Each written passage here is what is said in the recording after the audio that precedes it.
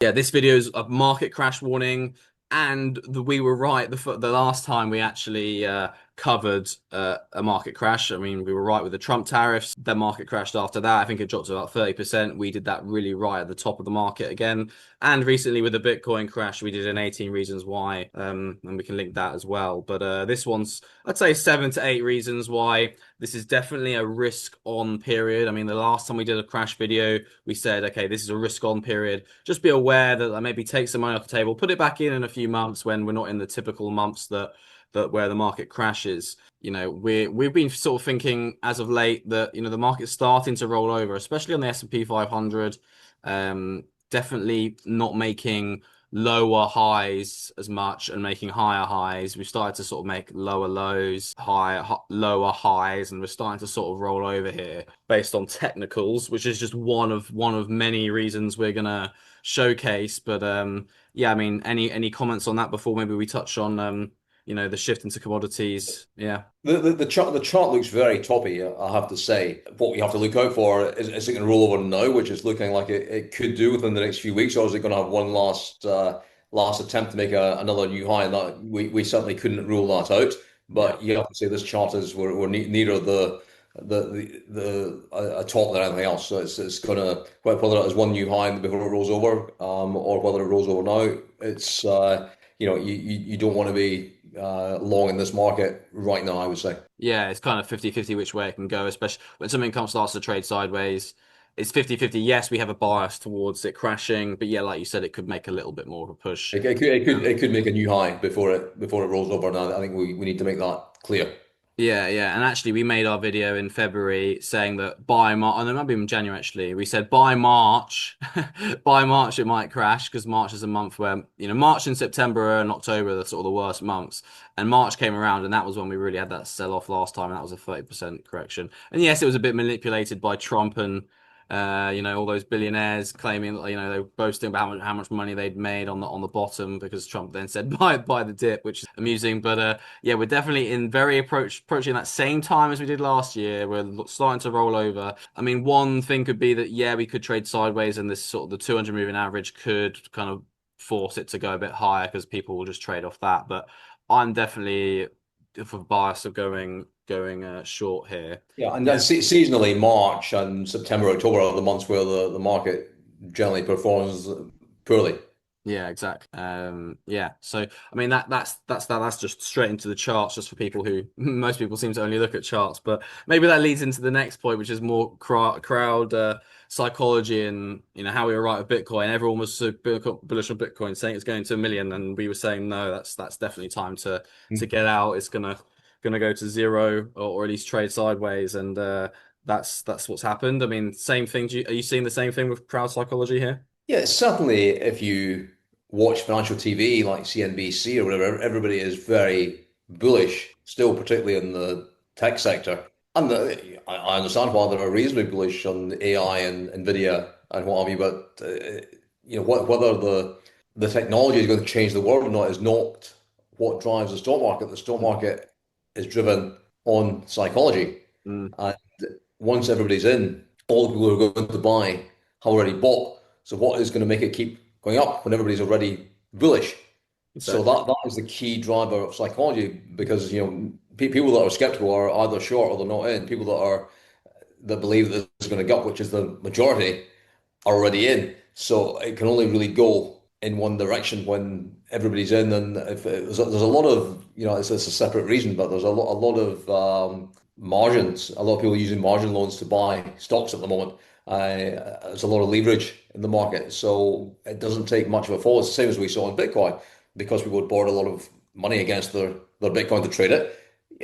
Some were trading on 100 to 1 leverage. Yeah. It's not quite as bad as that in the stock market, but if someone's using 50% leverage to for their stock positions, the market falls 25-30%, then they're out of that position and they're a forced seller. So forced sellers are what drives a market crash. So it's Yeah. psychology and the forced selling, which might bring us on to the one of the other points about the yen carry trade.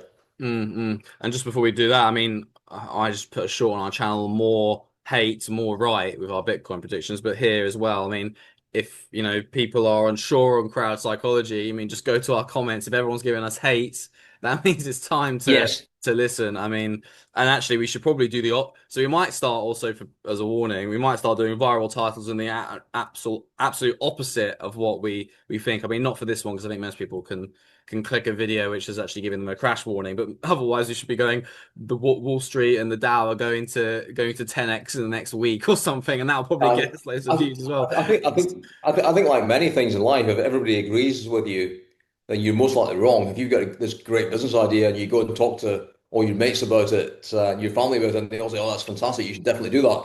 Now, you probably want to step back and think again. Whereas the people are saying, "Ah, I don't think so. I don't think you should do that." Yeah, Uh, yeah, then you might be right there. yeah, You might still be wrong, but you might have more chance of being right. That's definitely true with the stock market or any kind of financial market. mm, If everybody disagrees with you, you probably want to take the other side of that trade.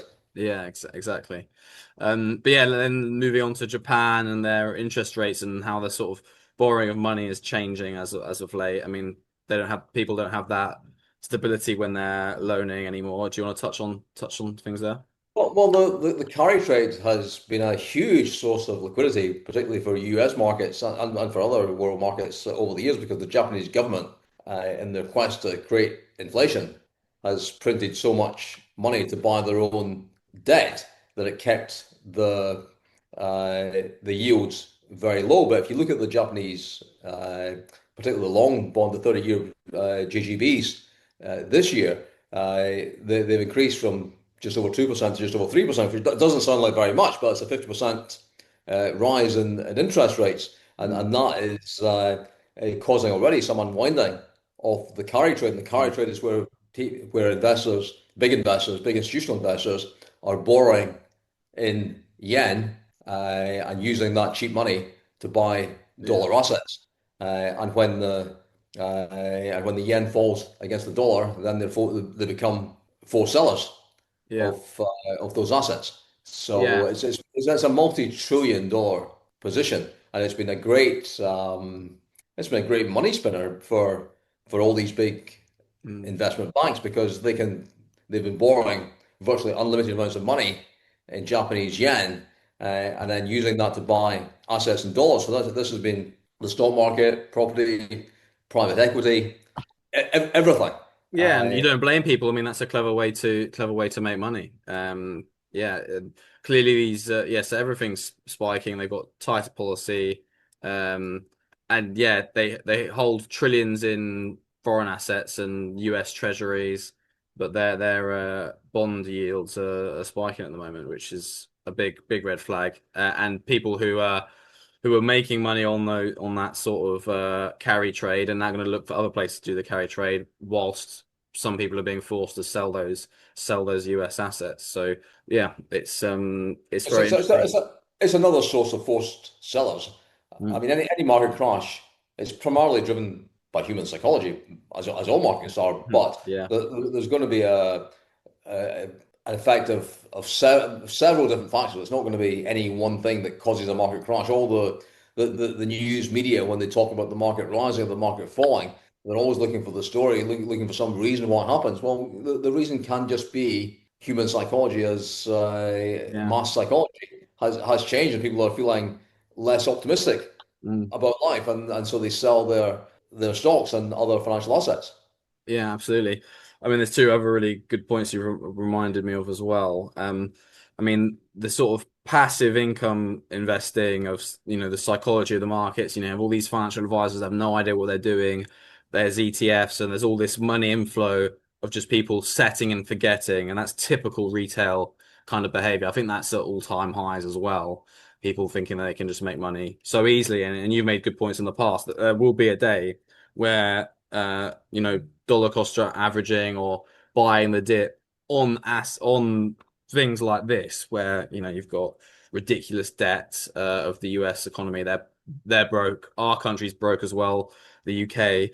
Buying the dip's not going to work for the right reasons, to be honest. Well, Um, anyone under 35 their mindset has always been buy the dip, buy the dip, buy the dip. They've mm, never seen a real bear market in their yeah. working, their adult life. Mm, So they've got this. They've forgotten that things can actually go down. You can actually get wiped out. Yeah, So yes, you're right. There's this.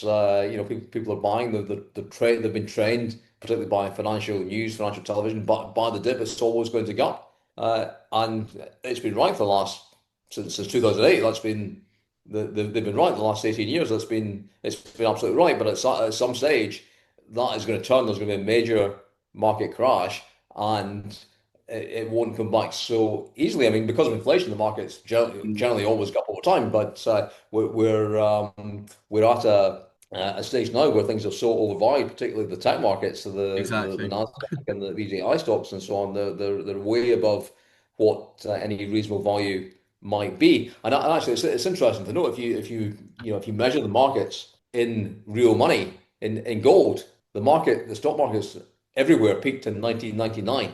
Mm, When it took 44 ounces of gold to buy the Dow Jones index, mm, and today it takes just over 9 ounces of gold to buy the Dow Jones index. So mm. if you measure the markets in real tangible money, gold, Yeah. they've actually already fallen 80%. We've been in a bear market since 1999, and yeah, so anyone who's around in 1999 and was living life in 1999 will remember the sense of optimism and Mm, the feel, everything felt positive. Everything felt really good in 1999, mm. uh, which it doesn't feel today. So Yeah. anyone who's experienced being around in 1999 and were living life then will know exactly what I'm talking about. That 1999 felt much better than it feels today, and that's because we've been in a real money bear market for the last 27 years. And I think we've made the point in this channel before that the Dow gold ratio is currently sitting at 9. My prediction is it's going to go to 1. So it's going to fall by another. It's fallen by 80% since 1999, and it's going to fall by another 90% between now and when it ends. And at that stage, everyone needs to go and buy stocks because Yeah. that is Yeah. ultimately, and nobody will want to buy stocks. And you're going to when you can buy the Dow for 1 ounce of Mm, gold, you are going to see newspaper headlines saying the stock market is dead. You'd be crazy to invest. yeah. Only complete lunatics will invest. When that is the sentiment, that is when you want to take every penny you can get and put it in stocks, and you will not feel like doing it because one of the secrets to making money in the stock market and indeed in other areas of life is to be able to do the opposite of what you feel like doing. Absolutely. Absolutely. I mean, and just I mean, it's so true. I mean, just going back ever so slightly, I mean, good points on what how the market's priced in gold. But even just doing the old-fashioned Warren Buffett, Jim Slater sort of proper screeners of stocks. I mean, and all the tech stocks, as you said, like their P ratios are ridiculous. If you were acquiring a company privately, you'd want to get the best price to earnings ratio there. So you're not having to wait years and years to make your money back. I mean, typically you'd look to 3 to 6 PE Yes. ratio is quite good. Whereas Meta's trading at 27, Apple's trading at 36, Amazon's 33, Netflix is 33. They're all in the same sort of ballpark of being a bit ridiculous. I mean, Palantir, the one we've always criticized, is like at 76 to 90 or 100, which is unbelievable. I And, mean, and, and, and, those PE ratios assume that mm, profits are going to stay continue for as they years are, on 36 and years. not they're Yeah. not going to fall. And another interesting point, which is related to the economy and what is happening in the global economy, is I noticed there was a company yesterday, a big tech company in the US called Block, and it's the guy who used to be the CEO of Twitter, Jack. I don't remember his surname. Dorsey or something. Jack Dorsey, yes. Yeah. So his company, they've laid off 50% of their staff because of AI. That's with 4,000 people. But Hmm. how many other companies are doing exactly the same? If it hasn't happened yet, it's going to happen. And Yeah. of course, people are saying that is good for that particular stock. And yes, I agree with that. But when you look at that happening throughout the economy, what is going to happen to unemployment? These are highly paid people who are Really now good point. unemployed, going to find it difficult to get jobs. And if that Mm. is repeated over and over again throughout the global economy, particularly the Western Mm. economies, what is going to happen to buying power? What is going to happen to house Yes. prices? What's going to happen to rental values? These are these are big issues which nobody knows the answer to, Yeah. but it can't be good for the economy. Yeah, yeah, really good point there. Because I remember last time we made a very good points about the yield curve. We had the yield curve chart, and one of the main reasons why we were saying it crashed is because every time that triggered, it basically caused a crash. But the crucial bit that was missing for that was unemployment. As soon as unemployment happens, it causes all these ripple effects with so many different issues, and that's why, yeah, it's a very good point and reminder you've made there. And just quickly going back to just short-term catalysts. I mean, I think at the moment there's lots of earnings coming out as well. Is that even today? So we're gonna this video is probably going out on Sunday, but there's lots of earnings going out today, which probably could be the trigger of some realization of some of these ridiculous valuations. But Yeah, yeah, yes, but just go back to that point of if you've got many people laid off in the yes, of highly paid jobs, they're not going to be buying their coffees at Starbucks. They might, if they're not mm, getting their salary coming in, they're not going to be paying for Netflix subscriptions. So it all feeds into the economy. So people that are thinking, on a one company level, if you can get rid of 50% of your payroll and your profitability is going to increase. But if that's happening throughout the economy, your customers are going to be affected. So they're not no longer able to buy your products and services, and it's yeah. going to be a snowball effect, and it's going to damage the economy at least in the short term. Really, really good point. Yeah. I mean, and it's funny because AI will cause a lot of those job losses. I mean, also there's pressure on data centers and stuff of AI. So I mean, these are things that are very, very current. The world is changing quickly, and I think AI is going to change the world more than the internet did. Yeah, 100%. I mean, we're using it for our videos here. We're using it for all our descriptions, and it just saves so much time. And we're using it for shorts. I mean, that's just in one area. Um, think about what it's doing for just general businesses, as well. I mean, for my stuff, it's marketing. Also helps with outreach, copy, email, so many different things which Yeah. take less time, and therefore I don't need like a massive team. You can have a Yeah, very no. concise team with just 10 people, really. I was reading something today, and it was talking about how many jobs are going to be lost with AI, and saying, well, you've got these self-driving cars coming Mm, by 2029. That was saying that 12 million people that to make their living out driving are going to lose their jobs because there's going to be you won't need drivers anymore because you've got these self-driving cars, self-driving trucks, and so on. mm, Lawyers, AI is going to replace most junior lawyers. yeah. And many people will think that's a good thing, I'm sure. Same with accountants and even doctors. AI already can make better diagnoses than most doctors.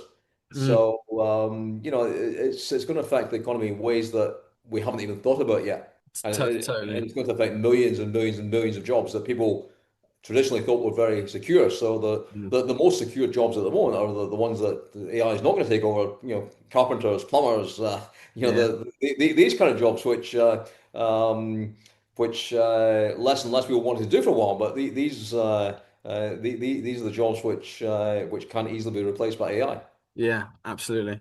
Um, which is why it's if someone's watching and they've got a job which is good industry, they should be pretty happy. But they've got to bear in mind that if other people are going to lose their jobs, it's going to still affect them and still affect the market. And then one really big point, maybe the last one to finish on, is definitely this shift into commodities. One, we predicted that as well. I mean, we've been talking about that for 2 years on the channel We've been before any of banging this on that hype. since the start. Yeah. Yeah, yeah, which is amazing. But this is a shift that has so before I finish on that point, but then also Bitcoin falling, predicted that as well. I mean, we're just an amazing channel, really.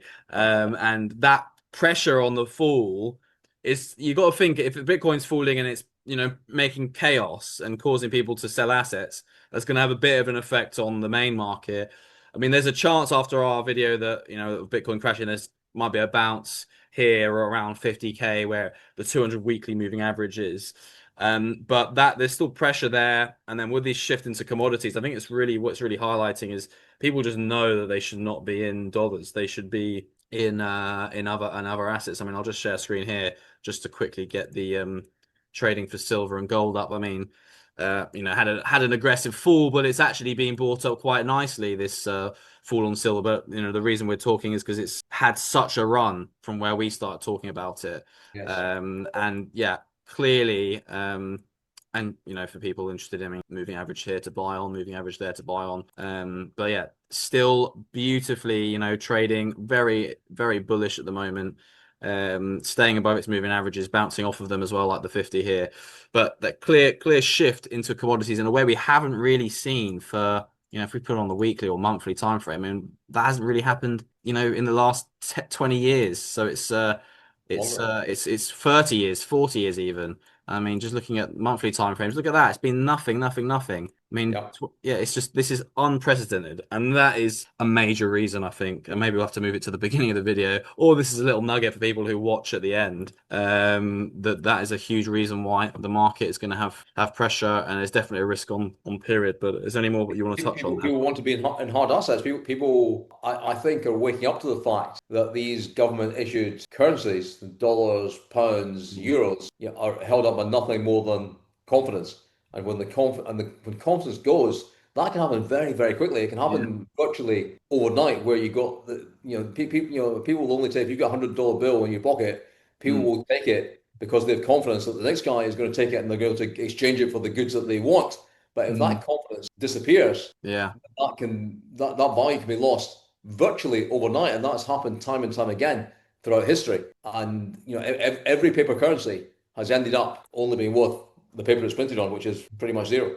Yeah, yeah, and almost to the manipulation of silver. It shows you the people who are creating this paper, or the institutions, the banks, all like shorting it until eventually the pressure cooker comes off and we finally get some explosive moves like this. But that manipulation, and also those people also not wanting you to have these assets, shows you that's exactly where you should be. And absolutely, I think that's the case with Well, the people that are printing the currencies, the people that get that money first are these big banks, are these people in control of governments, and mm. they what do? They go and buy things that can't be printed for it quite wisely. They buy Yeah. silver, they buy China, gold. Russia, you got to look at those as well. I mean, they're buying up gold, and we made videos on that in the I past. mean, But yeah, if we were in the privileged position to be able to print paper money and go out and buy things, like, what would you buy? You'd go and buy things that can't be printed. You'd buy land, you'd buy gold, you'd buy silver, you'd buy any type Mm. of physical commodity. No, it's so true, and you can see there's definitely a saying: don't do as we say, do as we do, or don't Yes, do as they say, do as they do. Because exactly. that is 100% the case, and that leads also onto our other topic of offshore companies and banks, because clearly that's what billionaires are doing. That's what Trump was doing to avoid tax and things. So Yeah, don't just be a bot and follow only these people, follow their words. Yeah. only a complete dumbass would be paying tax to these gangster government. No, exactly. I mean, and that's then leads onto the sort of, the debt point, and it's not a massive point, because confidence is key, as you said, in markets. But that these people are broke, these governments are broke. They're wasting dollars, of the few bits of value that there is. They're spending it on things that no one voted for.